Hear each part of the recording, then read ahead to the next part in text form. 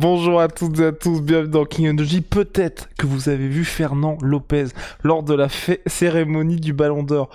D'ailleurs, Fernand, je me permets de te dire quelque chose. Déjà, tu peux dire bonjour à tout le monde, hein, pardon. Bonjour à tous, bonjour Guillaume. Ça va pas te plaire, je pense. Dis-moi tout. Bah, faut s'y remettre là, parce que Cyril était plus élégant que toi, C'est bien. hein. Il est beau gosse. C'est bien. Mais je m'attendais au nœud pape quand même. Bah justement, j'ai fait exprès de décaler du pape. Ah. C'est que au bout d'un moment, c'est pas moi qui remets le ballon d'or, c'est pas moi qui le reçois. Voilà, je suis pas une personnalité de haut rang, donc faut savoir laisser à César ce qui appartient à César. Tu Aïe vois, aïe aïe. déjà pas, c'était pas mal une cravate, tu vois. Et Oh, j'ai bien mené papy son bière et posé là, mais j'attendrai le jour où tu feras des MMO Wars et qu'il faudra venir recevoir un prix ah, ou en donner. Et là, je vais sortir le nez pas. ok, ok, bah le rendez-vous est pris, très bien. Enfin, si récompense il y a, hein, bien évidemment. Si récompense il y a, bien évidemment. Mais, et une C'est ça. première là pour toi, enfin, c'était ta première toi au Ballon d'Or, c'est ça? C'est ça. Ok. C'était ma première Et fois. justement, tu parles souvent de le MMA devient mainstream. Est-ce que pour toi, là aussi, c'était une petite pierre de plus, là, justement, dans ce côté, il se passe quelque chose avec le sport? Même une très grosse pierre. Honnêtement, on en a parlé avec Benjamin, on se disait. On se disait, on aimerait appeler ces sponsors-là, parce qu'on a pas mal de sponsors qui ont souvent cette rhétorique de, bon, tu sais, on donne à Cyril plus que ce qu'on donne à tel joueur de foot qui a 4 millions de followers. Et là, tu voyais bien que la popularité de Cyril n'avait rien à voir avec l'histoire des 4 millions ou pas de followers, tu vois. C'est que peut-être parce que c'est très exotique comme sport, peut-être parce que c'est trop exotique, peut-être parce que je ne sais pas c'est quoi le phénomène, mais si tu retires les grands blazes, genre quand Zidane bouge, tu sens que la salle bouge. Genre quand Ronaldo bouge ou que c'est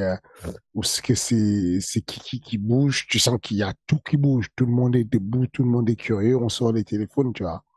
Mais en termes d'occupation d'espace, c'était bien, quoi. C'était, Cyril était salement sollicité. Et, et c'est fou, hein, c'est que nous, agents sportifs, Benjamin, moi, on observait, on se disait, mais c'est fou. On est avec des grands chanteurs, des rappeurs, des acteurs de ciné, des footeurs, des footballeurs, avec Econ, Esteban. Enfin, il y a du monde et tu vois bien que ça n'arrête pas de gueuler Cyril. Et Cyril, et Cyril, s'il y a une photo, je peux. Enfin, tu sens qu'il y a un certain engouement bien sûr au niveau moyen. C'est que à côté de Benzema, c'est autre chose. Enfin, à côté de Kylian Mbappé, c'est autre chose. Il y a pas photo. À côté de Zidane, enfin, le mec, c'est un monument. Je sais pas comment il fait pour durer autant dans le temps, quoi. Zidane, il bouge. C'était l'arrivée de Zidane. Tu étais dans la salle. Enfin, tu sentais quelque chose se passe, tu vois. C'était une folie. Donc, moi, je pense que c'était bien d'avoir cette icône française du MMA qui se présente, parce qu'il se présente aussi au nom de tous les autres Français qui font le MMA, et ça montre, c'est un indicateur assez correct, assez probant de sa popularité. Ça montre qu'on est pas mal suivi. C'est bien le nombre de personnes qui sont reconnaissantes et qui apportent de la gratification, qui disent merci pour ce que vous faites et tout. Et donc, bien, bien, On a passé un très bon moment. Une organisation de qualité, de très bonne qualité, avec, avec des personnes de qualité et puis des personnes généralement, comme tu le sais, des champions assez humbles, assez gentils et puis très accessibles plutôt. Et ben voilà, le MMA devient toujours plus mainstream. On va revenir aux affaires courantes. Et les affaires courantes, bah ça s'appelle Deontay Wilder contre Robert Helenius. Donc deux sujets par rapport à ça. Déjà le retour de Deontay Wilder qui n'a duré qu'un Mm. seul round. Et toujours, je sais pas si on en avait parlé ensemble, mais moi j'aime bien. J'aime bien ce qui se passe en boxe où quand t'as un gars qui est de très très haut rang comme ça, on lui permet de revenir un petit peu plus tranquillement. Moi, je trouve que c'est Mm. bien pour au niveau de la confiance. Alors qu'en MMA, j'ai l'impression que quand tu atteins un certain stade type McGregor, type Masvidal, bah, tu viens de te prendre un KO difficile contre Kamaru Usman, t'as Covington. Connor, il revient, il a Dustin Poirier. Donc je sais pas par quoi tu veux commencer. Si tu veux commencer par le combat en lui-même ou le côté un peu carrière au global. Mais le combat lui-même était intéressant, très court, très simple, difficile de juger, de dire est-ce que c'est parce que celui qui était en face Elenius, ouais. était juste un faire-valoir ou est-ce que c'est parce que quand c'est fini, c'est fini? Enfin, je veux dire, euh, Wilder, il a 91,3% de KO dans sa carrière. Il couche quasiment tout le monde, quoi. Enfin, Bah même Fury, il euh, l'a envoyé au tapis, hein, oui. oui, en deux rencontres, il a envoyé 4 fois au tapis, je crois. Ouais. C'est ça, Et, 4 ou 3, ouais.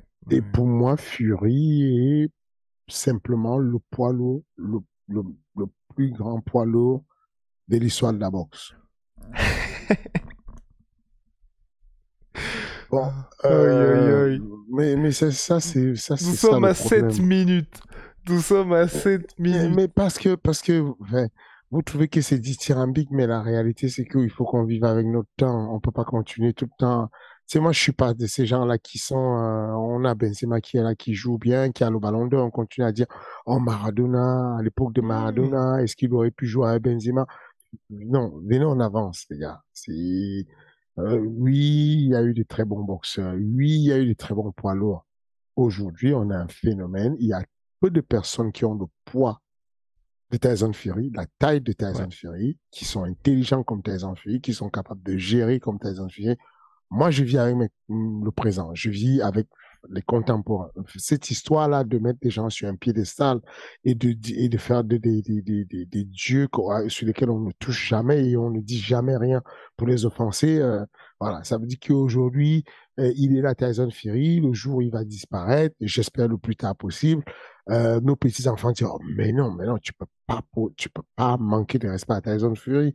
Pourquoi? Parce que, bah, à titre posthume, on ne manque pas de respect aux gens, mais faut pas tout mélanger. Mais il reste un peu de temps. Moi, c'est plus dans le sens. Je te rejoins dans le sens pound for pound. Je pense voilà. qu'un mec de 2 m 15 qui arrive à faire ce qu'il arrive à faire, je pense que tous les poids lourds historiquement dans la planète auraient galéré contre Tyson Fury. Mais c'est plus, tu vois, par rapport, si on va reprendre, tu vois, les Muhammad Ali, les Lennox Lewis, il lui manque d'avoir eu une longue période de domination et surtout, tu vois, par exemple, d'affronter Joshua, d'affronter Andy Ruiz, d'affronter Usyk. C'est plus ça, moi, qui manque. Mais sinon, de ce qu'il arrive à faire, je suis d'accord avec toi, je pense que c'est une galère pour tout le monde. Voilà, c'est une vraie galère. Et on n'est pas loin, peut-être il va revenir un jour le faire, on ne sait pas. Mais tu vois, tous les noms que tu as cités là, euh, il n'y a pas un boxeur qui soit pas en danger avec lui. Tu Mm. dis là, dans 4 mois, on va mettre Usyk contre Deontay Wilder. Tu n'es pas tranquille. Qui est tranquille contre Wilder? Il a ce truc-là que les êtres humains n'ont pas. Le mec qui 214 livres, donc qui faisait à peu près 97 kilos. Mais regarde ce qu'il envoie. Il n'a pas besoin de 2 contre. Juste une fois, une touche, un piston.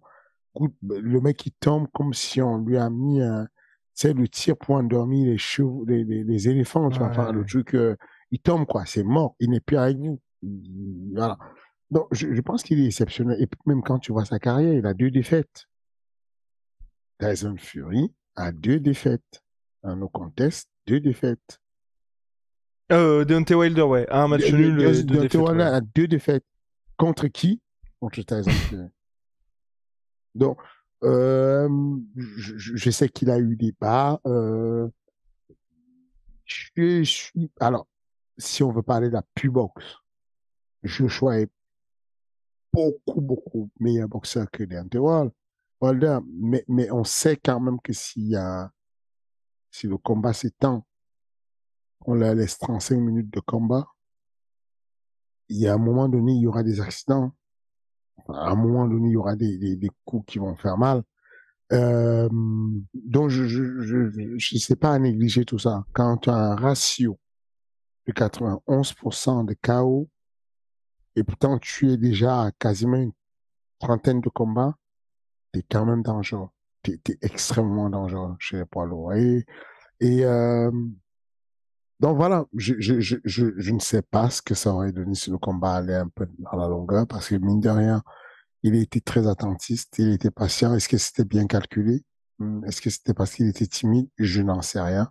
On verra bien ce qui va se passer, mais voilà. Et puis ensuite, euh, moi, je suis fan de donner des mecs légèrement moins forts, pas Mhm. complètement déséquilibrés. En gros, un combat de MMA doit toujours être un combat équilibré, soit parce qu'il y a un qui était très très fort, qui vient de perdre un combat, et l'autre qui était moyen, qui vient de gagner 2 combats, et donc il y a un croisement à un moment donné qui fait que ça match.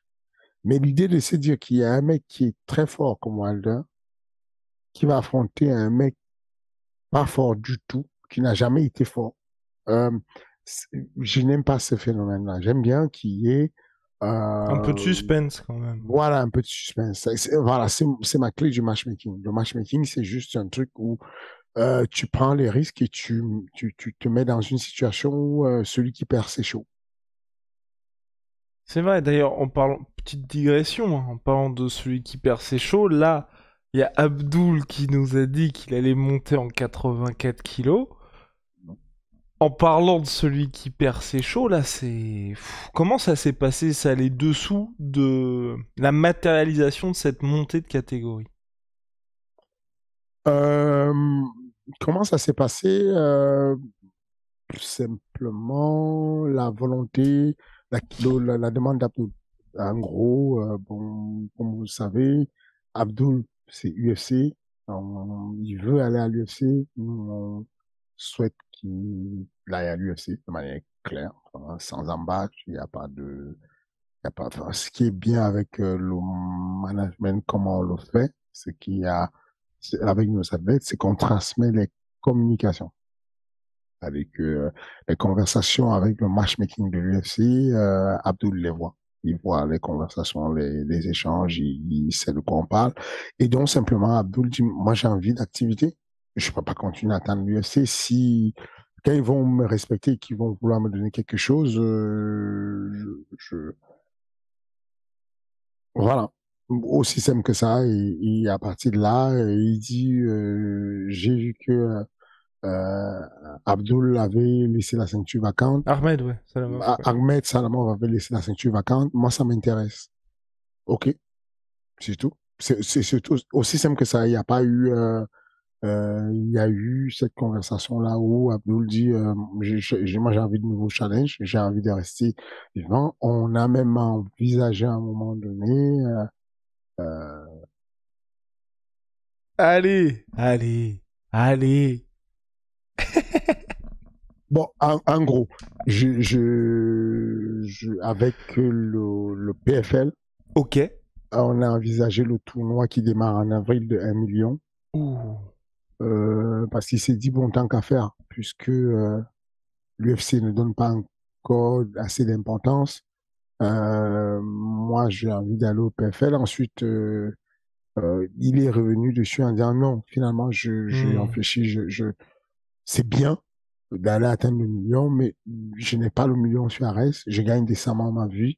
J'ai un public qui me suit, qui vient sur Arès me donner de la force. Et surtout, je suis dans des conditions chez moi qui me Ouais. permettent de sortir tranquillement et d'aller le moment venu à l'UFC. Donc, je préfère rester là au lieu d'aller m'embouber sur quelque chose de compliqué. C'est vraiment, voilà, c'est venu de lui et de sa famille. Il a un très fort conseil. Et donc, ils se sont consultés avec des personnes importantes autour de lui, Becca, qui se reconnaît, Clément, tout ça. Et puis, ils sont revenus vers moi en me disant, voilà ce qu'on veut. On veut de l'action. Euh, on veut de l'action sur place, on veut de l'action, on veut un nouveau challenge, on a envie d'être double champ et peut-être double champ, ça va nous permettre de, de, d'intéresser du coup les deux matchmakers. Parce que quand il est 77 kilos, les discussions se passent avec Sean. Quand il est 84 kilos, les discussions peuvent se passer et avec Sean et avec Mick. Mais donc toi là tu penses, parce qu'Abdoul a dit t'es en mode c'est un one shot, mais toi est-ce que tu penses qu'il peut avoir une position durable chez les moins de 84 kilos?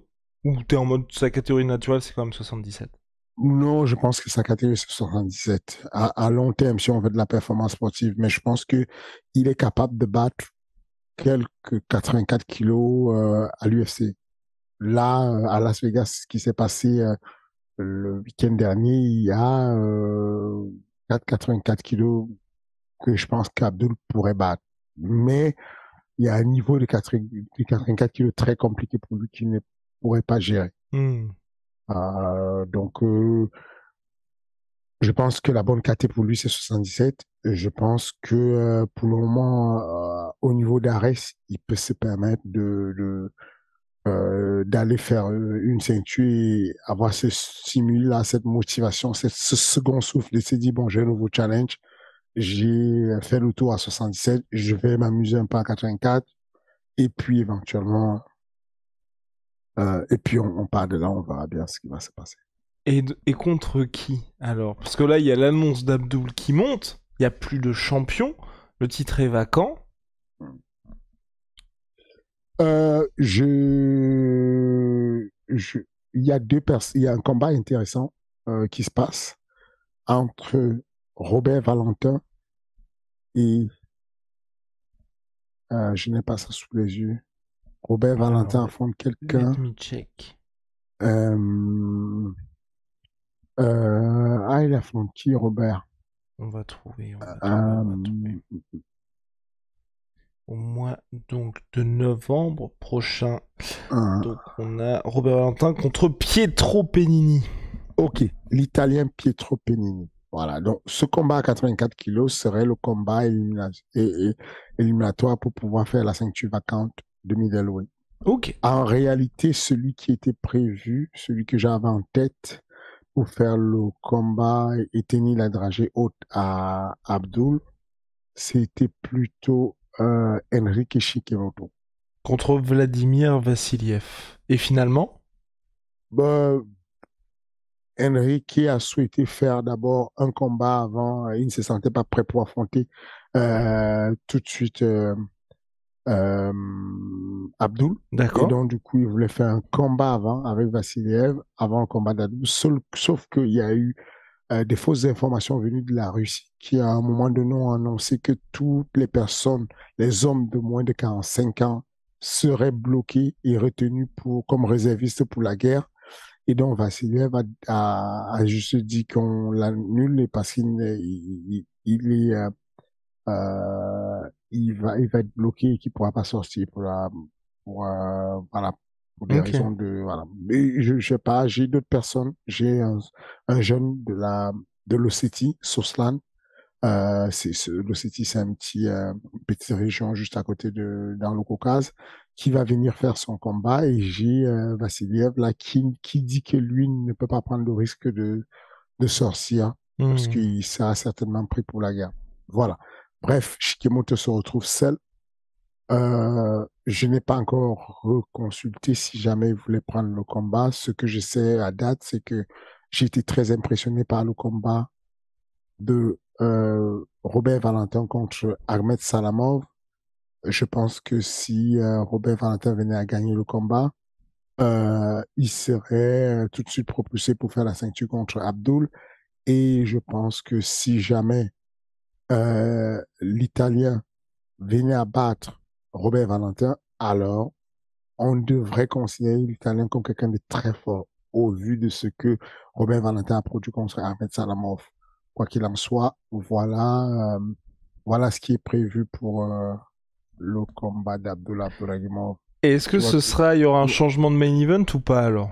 tu vois là, t'es pas content, t'as même pas dit ah, c'est bien, tu parles pas chinois, t'es archi Non! clair. Non, non, je suis content, je suis Voilà. content, je suis content. Mais est-ce qu'il y aura un changement de main event du coup? Non, Ok. enfin, c'est bien que on donne le maximum du max au public. On a un public qui commence à suivre.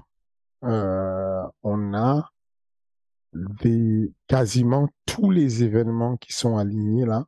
Là, on a le 3 novembre, on a le 8 8 décembre, décembre. on a le 20 janvier. Tous ces événements ont déjà un peu plus de 1000 places vendues, enfin décembre et janvier. Et pour novembre, on est déjà au-dessus de 1500 places vendues. Donc, on a un public qui euh, nous fait confiance longtemps à l'avance et nous, leur donne toujours rendez-vous en disant on va vous mettre bien sur les Fat 4.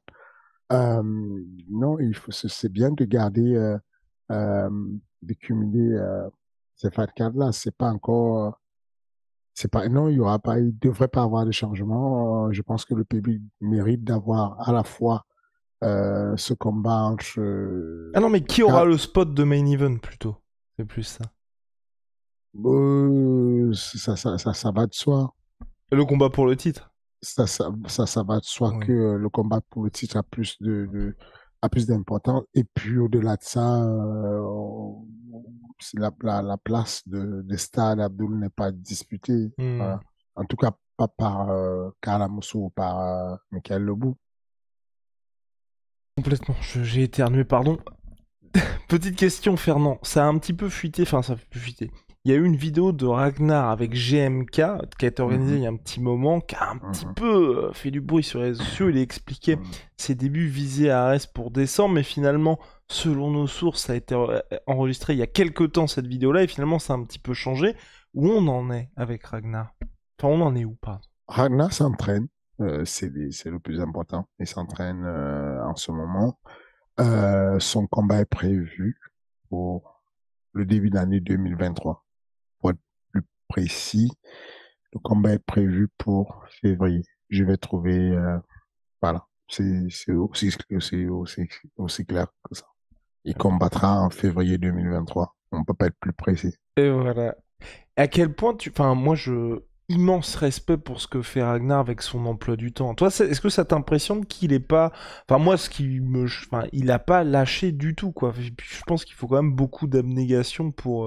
Mais il est archi assidu. Je suis choqué parce que il a un emploi de temps de malade. Enfin, vraiment très connu dans le monde du cinéma. J'en parlais ce matin avec Canal+, avec avec Monsieur Maxime, et donc on a parlé à un moment de Ragnar, très connu dans le monde dans son monde de youtubeur, très actif sur son boulot, et puis au final il trouve le temps d'être là aux entraînements. Moi je le vois en tout cas s'entraîner à Rungis ou à MMA Factory, sur toutes les séances en préparation physique avec Facel, son préparateur physique, qui travaille à mort euh, avec Samir sur le P.fr du Global. Il s'entraîne beaucoup en ce moment. Il s'entraîne énormément, et d'ailleurs, n'hésitez pas à aller le suivre parce que je pense qu'il fait un document sur toute cette prépa en temps réel pour que ses followers puissent profiter en temps réel des galères par lesquelles ils passent, de la souffrance, de le stade d'apprentissage sur lequel il est, pour pouvoir visualiser. En tout cas, pour pouvoir être immergé et comme ça profiter pleinement du spectacle quand on sera le 17 février 2023. Voilà, bingo, vous avez quelques réponses. Donc reprenons avec Wilder et puis la gestion au global, après cette petite parenthèse, des carrières différentes boxe MMA. Toi, qu'est-ce que t'apprécies pas justement là-dedans? C'est en dehors du côté suspense, est-ce que tu trouves pas que le côté mine de rien, pour un Wilder qui était complètement abattu après Tyson Fury, il se posait la question d'arrêter ou pas sa carrière, peut-être qu'il avait besoin de ça aussi, ou tu penses que, bah, de toute façon, l'expérience parle, hein. Non, je pense que c'est la sélection naturelle Ok. qui sépare les individus. Parce qu'il y a le Comme, facteur confiance quand même, hein, mine de rien. oui, mais ça fait partie du game.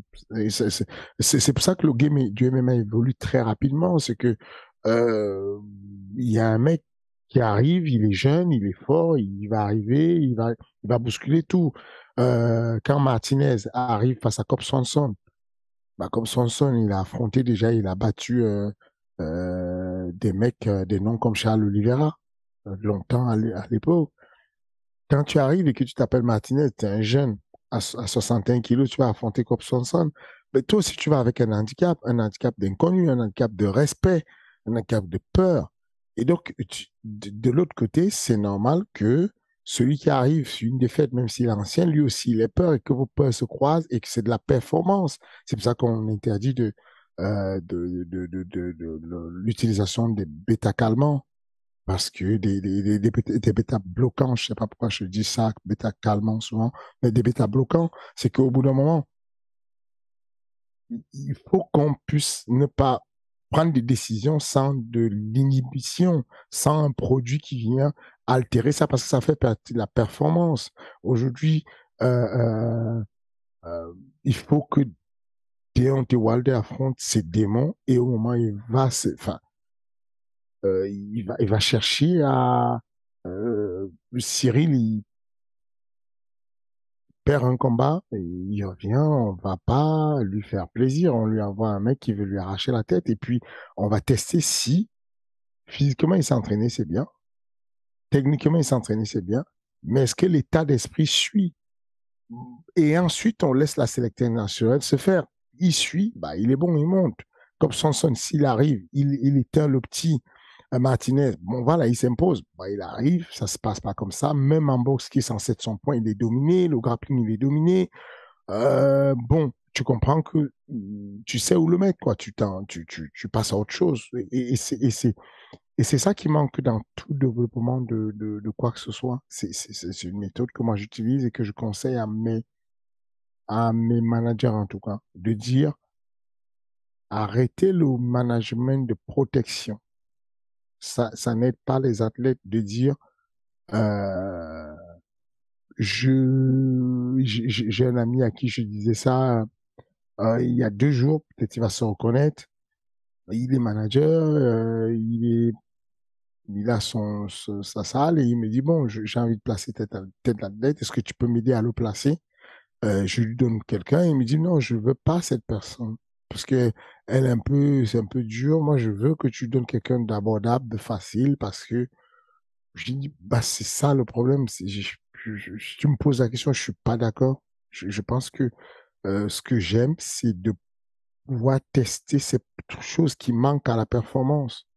Le combat, on reprend le combat qui s'est passé le week-end qui vient de passer là, UFC de Vegas, euh, Grasso versus Arrojo.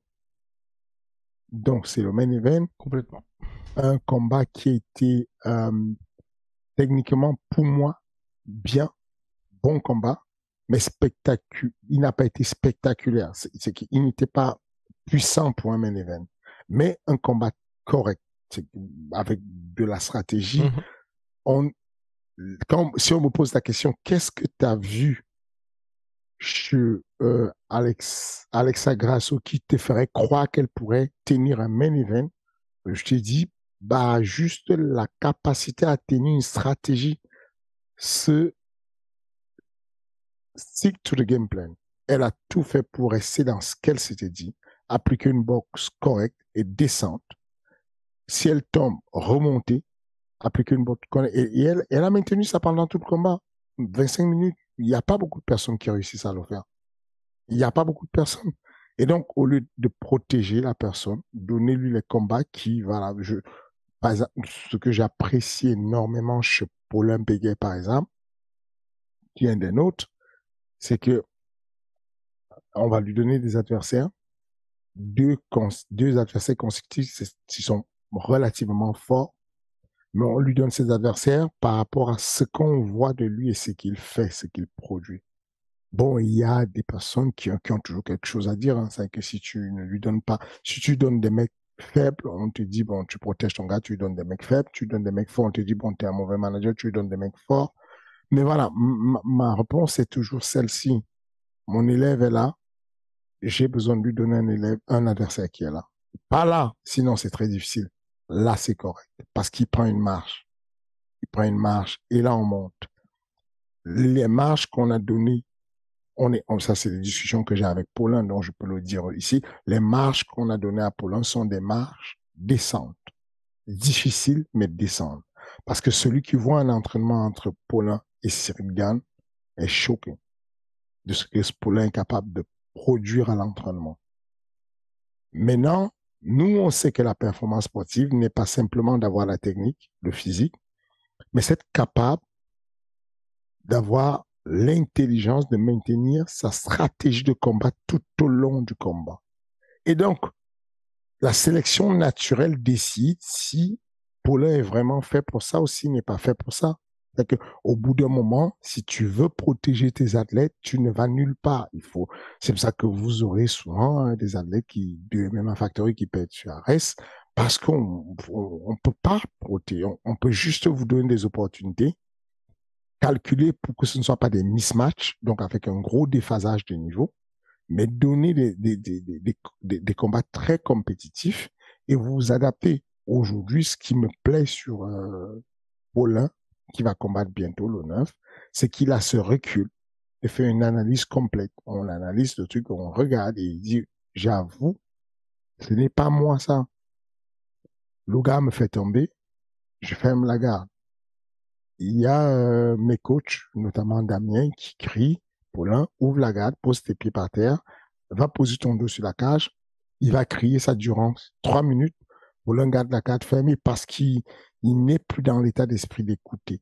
Il est bloqué par quelque chose. Et donc, tu peux choisir de contourner le problème et de lui trouver quelqu'un qui ne va pas le mettre dans cette difficulté, quelqu'un qui est faible, mais cette personne-là ne va pas le faire monter puisqu'il va battre cette personne, mais cette personne, comme elle n'est pas classée dans le ranking Fight Matrix, ne va lui donner aucun poids, aucun point, et il va combattre pour rien dans le vent.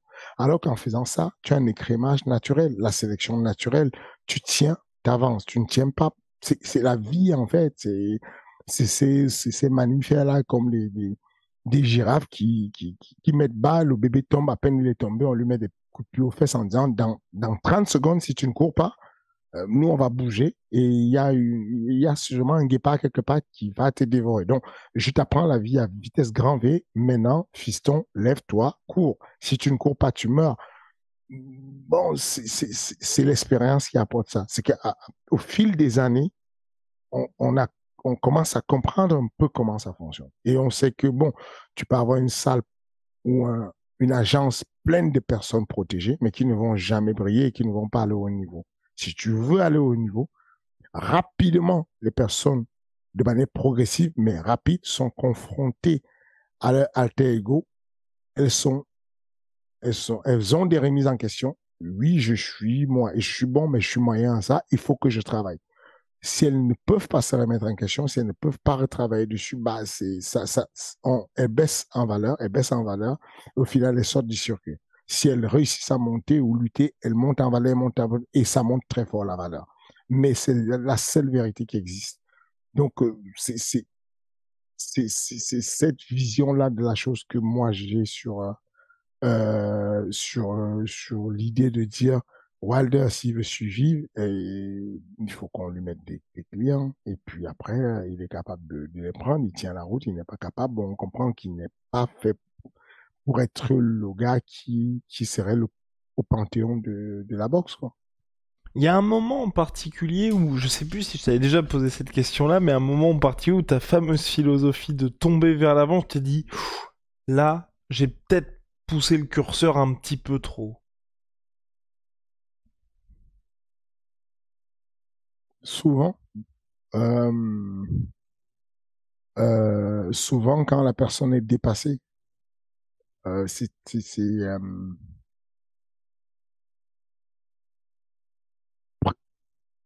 surtout dans les débuts. J'ai fait il y a 10 ans, je vais en Suède avec une délégation de combattants. Dans cette délégation, il y a Samir Faidin, les frères Lapillus, Pierre et Téliane, et puis quelqu'un d'autre, ça m'échappe. Il y avait quelqu'un d'autre qui a fait une guerre monstrueuse, qui s'en est sorti. Je ne sais pas comment il a fait. Mais on se fait dépouiller. On se fait, mais dépouiller complètement. Euh, je ramène Samir Faidin. Je le branche avec le mec. Le gars, ils sont 0-0, hein, débutant. Donc Samir est débutant, lui il est débutant. C'était 1-1 ou 0-0 ou 2-2, je ne sais plus, mais en tout cas, ils avaient le même sort. Je ne me rappelle plus exactement. Samir arrive, le mec est imbattable. Il nous bat physiquement, techniquement, expérience, tout. Il cloue Samir au sol. Genre, au bout du deuxième round, j'ai dit à Samir, si tu ne fais rien, je jette l'éponge. Si tu ne te défends pas correctement, je ne peux pas continuer à voir ça. On perd à la décision. Je lui fais un gros câlin. Je le prends dans mes bras, on sort, on va, et puis on prend un autre gars, et puis on revient. On se fait dépouiller, et puis je vais dans les vestiaires, on prend un autre gars, et je reviens. C'était un massacre. Parce que à l'époque, on n'avait pas encore compris que la Suède, l'Angleterre avaient une longueur d'avance avec les amateurs. Les mecs présentaient un Sherdog normal, mais ils avaient déjà 20 combats d'amateurs. Et donc, du coup, quand on est arrivé, on était déphasés. Les mêmes personnes aujourd'hui, ce n'est plus la même chose. C'est, c'était, Sami Fadin vient, il affronte Shajak, qu'il a affronté récemment. Shajak est solide, fort, mais on met ce combat-là. Parce qu'il n'y a pas d'autre. Ça dépend de ton projet à toi. Si tu me dis, moi, je veux juste faire quelques combats histoire de mettre bien mon palmarès. Et ensuite, bon, je vais raccrocher, je ne vais pas aller loin. Je te dis, OK, laissons tomber, viens pas sur Arès, parce qu'Arès, je ne vais pas te faire des cadeaux. Je vais te manager, je vais te mettre dans d'autres organisations. Tu as fait quelques combats, tu vas te faire plaisir, et comme ça, tu auras ta carrière de coach. Mais si tu me dis que tu as les prétentions de pouvoir monter, devenir champion d'Arès, voire aller à l'UFC, alors tu vas prendre du client. Et ça, c'est le cas de Shajak. Shajak, c'est, il va battre Samir, pas de manière outrageuse, mais il va le battre sur la différence de concentration et de précision. Et c'est un truc qu'on a vu avant où on est d'accord, Samir et moi. Quand je l'entraîne, je lui dis, c'est simple. Je ne peux pas le dire. Ça expose beaucoup sa carrière. Parce que c'est des statistiques en fait qu'on fait sur à quel Ouais, non, je moment comprends. je lui dis, OK, quand tu as cette attitude-là, j'ai analysé tes vidéos, quand tu as cette attitude, systématiquement, tu es en retard et tu perds. Quand tu as cette contre-attitude, systématiquement, tu gagnes l'échange. C'est vraiment comme si tu joues au tennis et la manière dont tu places le premier service va déterminer à chaque fois si tu gagnes le service ou si tu perds le service. Je lui prouve par vidéo, analyse avec des détails et des points forts en lui disant tous tes points forts, c'est quand tu fais ça. Tous tes points faibles, tous tes points où tu perds l'échange, c'est quand tu fais ça. Mais pour faire ça, qui te fait gagner tous les échanges, il faut un certain rythme de concentration. Il faut un certain volume. Et donc, il va faire tout ce qu'il peut pour le maintenir, mais c'est très court le temps de prépa pour pouvoir assimiler ça et pouvoir capter tout ce qu'on veut dire. Et donc, aujourd'hui, comment dire, ce truc-là de dire j'ai mordu plus gros que je ne peux mâcher, ça m'arrive de moins en moins. Parce qu'à l'époque, comme je t'ai dit, on s'est tellement fait dépouiller que, Ça t'a marqué. non, mais au-delà de me marquer, j'ai reçu beaucoup de messages de consolation via Facebook. Genre, euh, on s'est tellement fait dépouiller qu'il y a des gens qui m'écrivaient: Bonjour, je suis un Suédois, j'ai trouvé votre truc super sympathique. J'ai vu que vous, à chaque fois, vous preniez vos gars dans les bras, vous les consoliez, vous rentrez avec eux dans les vestiaires, vous reveniez, vous étiez comme un papa. Mais ça m'a touché, toutes les défaites que vous avez ramassées. Je crois qu'on avait fait un suicide, comme on avait perdu 5 combats. Et donc, tu apprends et tu comprends que faut mieux checker encore. Donc, à partir de là, tu te mets à faire des analyses profondes et tout. Et quand on te dit qu'un mec a 0-0, bon, tu vas prendre le nom du mec, tu vas fouiller sur Internet, tu vas taper sur le moteur de recherche, son nom accolé à la boxe, son nom accolé à Muay Thai, son nom accolé à JJB. Tu cherches, tu fouilles tout pour aller savoir ce qu'on cache derrière le nom. Euh, Aujourd'hui, je suis un peu plus juste dans la mesure. Mes gars avec lesquels je travaille sont un peu plus justes dans la mesure. Il y a des doubles, voilà quoi. Et, et la mesure n'est jamais faite pour esquiver des gens forts, mais tout au contraire, on va chercher sur le classement le plus précis, qui est le Fight Matrix, des personnes qui sont toujours classées quelques places au-dessus. De façon à ce que tu combats le samedi et le mardi suivant, quand le Fight Matrix est mis à jour, comme dans Highlander, tu as pris tous les points qui appartenaient à celui qui t'a battu. Du coup, des fois, on le fait, mais tu vois que la personne n'a pas réussi à prendre la victoire parce que c'était un peu fort. La bonne analyse, c'est d'avoir le sang-froid et d'analyser avec beaucoup d'objectivité. C'est dire, bon, peut-être on a été mauvais en coaching, peut-être on n'a pas su lui donner des conseils. Donc, il faut pas réagir à chaud. Faut réécouter la vidéo. Faut regarder les combats. Faut écouter ce qu'on dit les coachs. Faut regarder l'attitude du gars quand on lui donne des instructions. Est-ce qu'il écoute ce qu'on lui dit? Est-ce qu'il manifeste? Et tu vas comparer. Et là, tu tires des conclusions. OK. Tu as été surpassé par cette marche parce que on t'a donné des mauvais conseils. En réalité, si on t'avait guidé correctement, tu aurais peut-être pu avoir une meilleure performance. Voilà comment ça fonctionne. Bah voilà, vous avez une nouvelle fois toutes les clés. Fernand, nous sommes à 42 minutes pour cet épisode de King Energy. Cette semaine, c'est l'UFC 280. Est-ce qu'il n'est pas trop tard pour revenir sur tes paroles de la semaine dernière? Mhm. Alors, Non, non, non, non. Il faut vraiment pas. Je fais des analyses avec beaucoup d'objectivité je et de dépassionne distance. la discussion, voilà, et avec beaucoup de distance. Il est possible que je me trompe complètement et que le dimanche qui arrive, que je me lève avec une gueule de bois et que gueule de bois, ça ne pourrait même pas, puisque bah, en réalité, c'est pas Il n'y a Charles pas Oliveira, d'attache, oui. je connais pas, c'est pas mon parent, donc il gagne ou qu'il perde. À la rigueur, ça ne me fait rien, je m'en moque un peu. Euh, mais la réalité, c'est que je suis vraiment persuadé que j'ai encore réanalysé, j'ai encore regardé, j'ai compris que Makachev est un très bon lutteur. Je ne pense pas que Oliveira va fuir la lutte.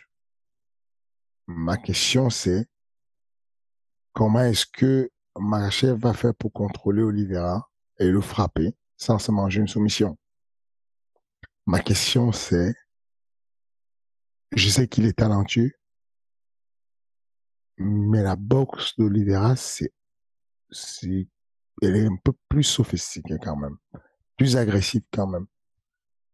Voilà. Donc, je ne, voilà quoi. Je serai là mardi prochain à 18h. Je vous présenterai mes excuses si je me suis trompé. Je n'ai même pas à le faire, mais quand même pour vous satisfaire pour certains, je vous dis désolé, je me suis trompé, mais à mon âme et conscience, je veux aller être le plus juste possible je pense que Makachev va, quand ça va commencer, il va voir que c'est différent. Aïe, aïe, aïe. Il y a ces combats-là où les gens ne voient pas ce qui se... Les gens, on voit des choses et puis on a une impression, une autre impression. Tu vois ce que je veux dire? Et que le combat commence et je vais dire à Cyril à la fin du deuxième round, tu te rappelles, on avait dit qu'à ce moment, quand il avance, tu ramasses la jambe avant, tu le fais tomber, tu te rappelles? Ok. Essaye de prendre cette jambe et fais-le tomber. Il me dit, Loki, on va encore attendre un peu, peut-être au troisième round. Ça, on n'a pas beaucoup de temps, on a 40 secondes. Ça veut dire, coach, j'ai testé, mais c'est plus dur que ce que tu pensais en fait. Parce que ce que tu vois et ce que physiologiquement tu constates quand le mec tu vas toucher et que tu vois que c'est du béton, le mec il n'est pas un lutteur. Tu vois ça à la base, c'est pas un mec, Mhm. voilà quoi, il connaît un peu quelques plaquages de rubis et il va. Mais quand tu vas pour le faire tomber, tu sens que tu es sur un poteau. Et que tu tapes un poteau et tu te dis, bon, voilà. Et donc, Cyril va faire son analyse rapide et il va me faire un retour. Donc, je donne des consignes et je sais qu'à la pause, quand je vais le coacher, je reçois aussi des consignes. Là, très rapidement, je lui dis, ça va? Pourquoi tu ne l'amènes pas au sol? Il dit, beaucoup plus tard. Plus tard veut dire, c'est chaud, ce n'est pas si simple. Il faut encore que je fatigue un peu plus pour que ce soit facile à l'amener au sol. Et peut-être c'est Charles Oliveira qui va être déçu et se dire, ah, la lutte, j'ai sous-estimé sa lutte, mais il ne me permet même pas de bouger. Aujourd'hui, j'ai l'impression que euh, la fluidité Charles de Charles Oliveira. Oliveira, elle est différente des autres. C'est un sol qui est un peu plus vicieux que celui de Mackenzie Dan. Mackenzie Dan, pour revenir sur elle, j'ai beaucoup parlé de la dernière fois. J'aime beaucoup son sol. D'ailleurs, le sol d'Arujo aussi devrait être un très bon sol. Arujo qui a combattu ce week-end Contre euh, Grasso. contre Grasso, j'ai été déçu quand même. Autant la performance de Grasso m'a impressionné, autant Arujo, j'ai pas compris son game. Des filles comme Mackenzie Dan et Arujo ont un tel niveau de sol que il faut juste qu'elles travaillent leur entrée pour trouver deux types d'amener au sol. Soit l'amener au sol de judo, soit l'amener au sol de jump guard. Je tire dans la garde. Parce qu'elles ne peuvent pas amener, Mackenzie Dan n'arrive pas à amener en mode lutteuse. Genre, j'attaque et puis je me positionne comme une lutteuse et je fais tomber. Il reste quelque chose que les judokas font bien, Caro Parisienne et tous ces grands judokas qui mettaient des balayages pendant le déplacement. Et elle peut utiliser Yasa Mackenzie, mais continue à utiliser cette espèce de tour de hanche où elle tient les bras et puis elle tourne le dos et puis elle amène. Heureusement, quel que soit comment elle tombe au sol, elle est comme un requin dans l'eau, quoi. Elle est à l'aise. Le véritable problème, c'est qu'elle n'a pas de point d'ancrage très solide. Euh, Au moment où elle attaque, ses bras sont ouverts, elle prend d'abord quelques coups avant de mettre les mains dessus.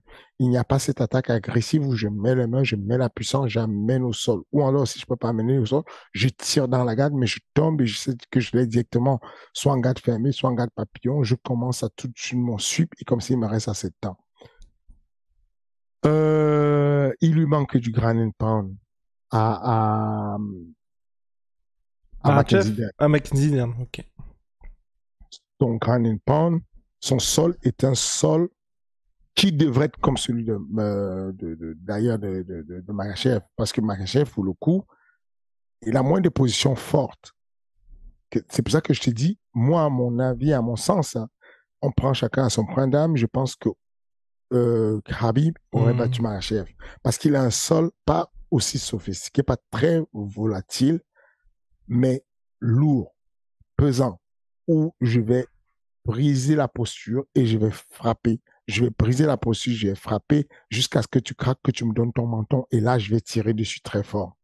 Mackenzie Dern, par exemple, elle est sur toi, mais elle a un sol de JJB. Elle se retrouve, par exemple, en garde très haute, elle est dans ton dos.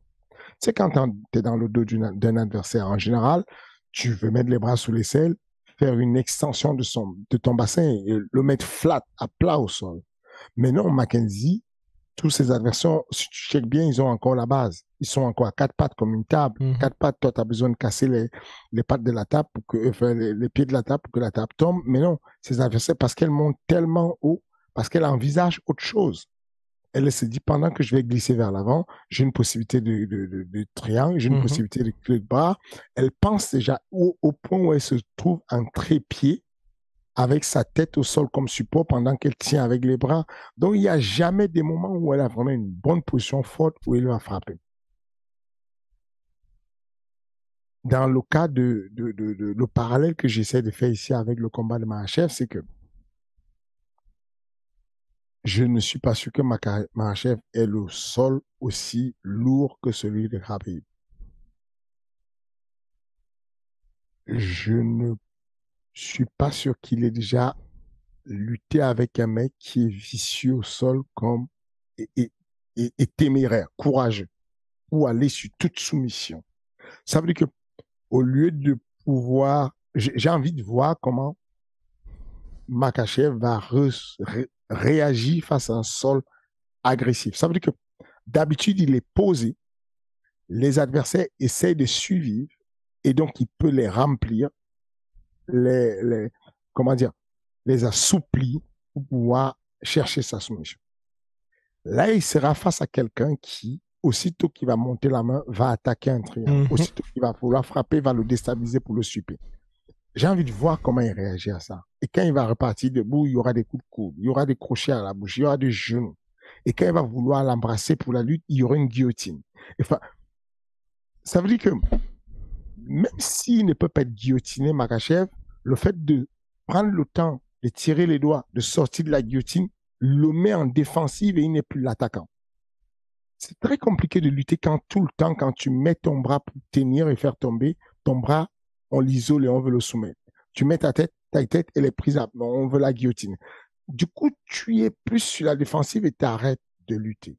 Et quand tu arrêtes de lutter, ça devient complexe parce qu'il faut que tu boxes correctement. Je suis désolé de te décevoir une fois de plus, mais je n'ai pas encore, je suis pas encore convaincu que je suis toujours pas convaincu que Makhachev va battre Charles do Bronx. Eh ben, réponse samedi, même pas dans la nuit de samedi à dimanche, parce qu'enfin, 20h pour la main card, ça fait plaisir à tout le monde en France. Prime time. Ça se passera à Abu Dhabi, on sera tous devant et je pense que même toi Fernand bien avant parce que la carte, je crois que les préliminaires donc c'est 2 heures avant, donc dès 18h avec pas mal de chocs qui sont intéressants, que ce soit Mohamed Moukhaev et Volkanos Demir et oui Cocorico, la francophonie en tout cas. C'est ça. Et là, le King, merci beaucoup comme chaque semaine, on va se retrouver mardi prochain pour l'heure du bilan, voir un peu si... Qui de nous deux va devoir des plates excuses au monde du MMA français?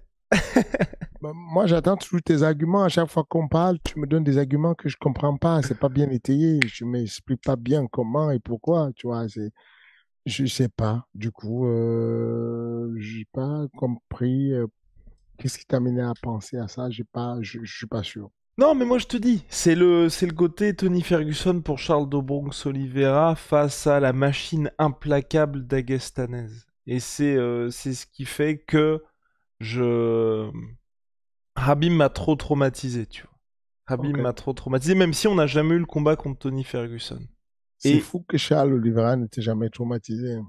Il m'a pas traumatisé, mais...